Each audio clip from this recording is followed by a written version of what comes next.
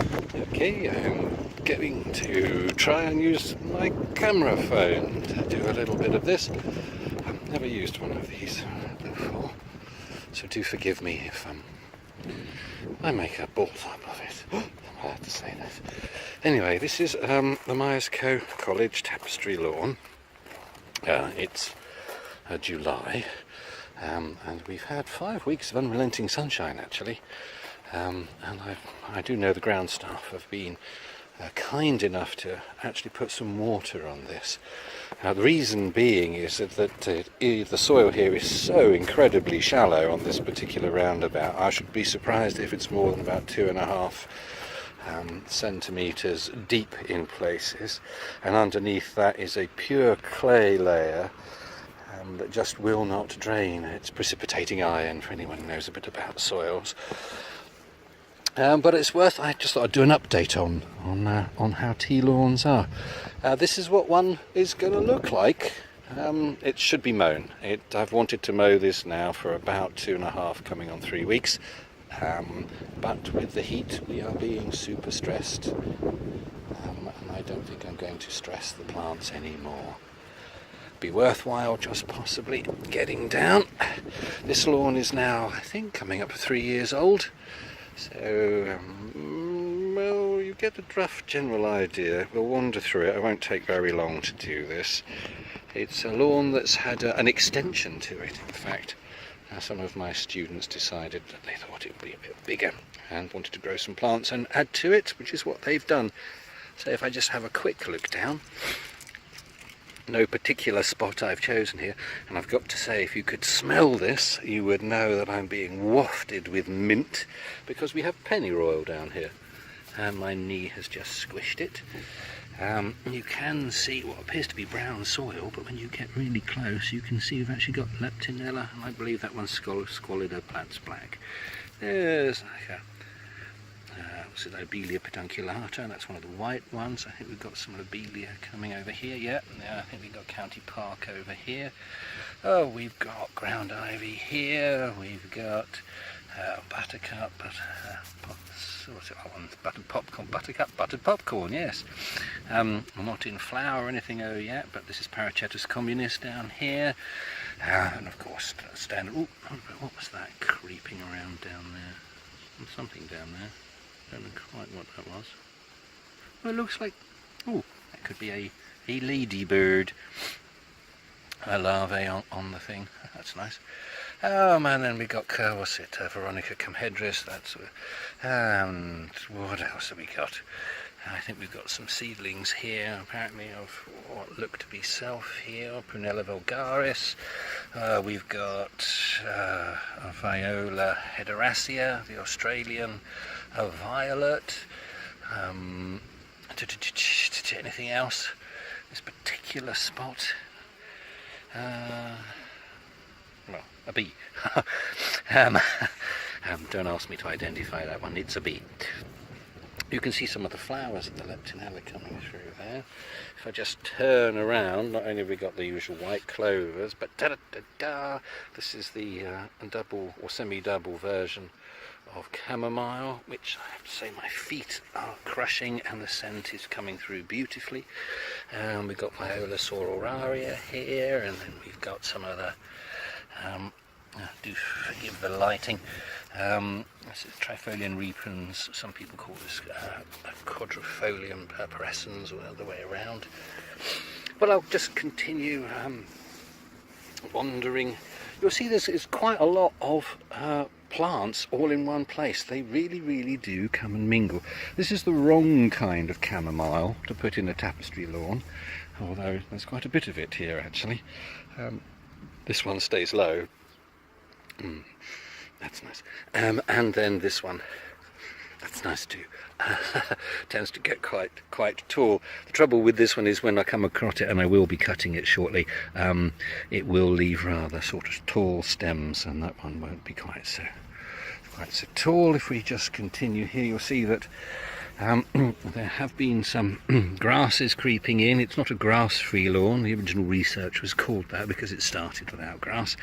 Inevitably, we do get grasses in it, although it's interesting, it seems to be a locational thing.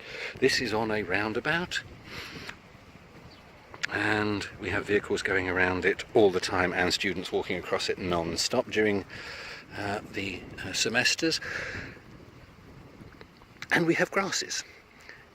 There's another lawn at the back of Plant World where there's hardly any at all, and the soil is much, much deeper. I'll do a quick one over there.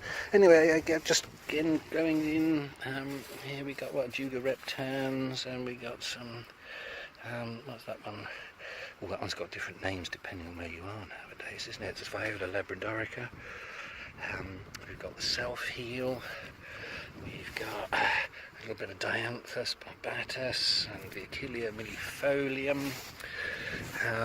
One of the other barbatuses. We got some, they looked a bit tatty when they were cut, but there's the primroses. Red clovers, all the stellarias, all over the place, these tiny little white star flowers. There's even a flowering buttercup. Well, if I just sort of have a look, buzzy woo, there are things floating around in the lawn anyway. What I am quite pleased at is over here, the I'm going on via knee. This is knee transport, by the way. We got a variety of other bits and pieces, different type of. This is laciniata. The double form of our native Potentilla reptans, plant you wouldn't really normally notice at all, and it's doing really nicely over here. All these double flowers. It's a plant you wouldn't notice, and then suddenly you do. Just have to simply change the floral form. Yeah, we got the red flowered clovers and. Ooh, bit of time. The lawn is beginning to differentiate actually in terms of its little areas and the conditions that are provided. I am continuing to, oh, the smell. That's it, I've just kneed the Dianthus. Now we're in a really dry section. This is where the water has not actually managed to reach. I can tell that because it's a bit crispy. The lawns around here are all a bit crispy, but you can certainly see which plants are, shall we say, drought tolerant and drought sensitive. Although I'm always surprised at what is and what isn't. I would never have thought that Leptinella dioica would want to creep up onto the stones on our delightful statue, or whatever it is. I think we've got things going on.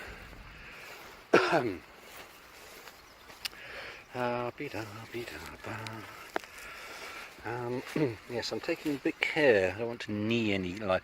Here, look at this. This is just lovely. This little patch here, I think this is Lismachia nummularia, creeping jenny, and a little bit of this and a little bit of that. And this one's being very well behaved. It hasn't been cut in ages, and it's really low still. So this has been rather nice. Oh God, no, don't sing. Yeah. Yes, I thought it'd been a bit of an update. Oh, for those of you who've never seen a, there it is, an Argentina anserina, or a what they call a silverweed, a flower. There was one there. The silverweed I've used seems to have gone a little bit green over here.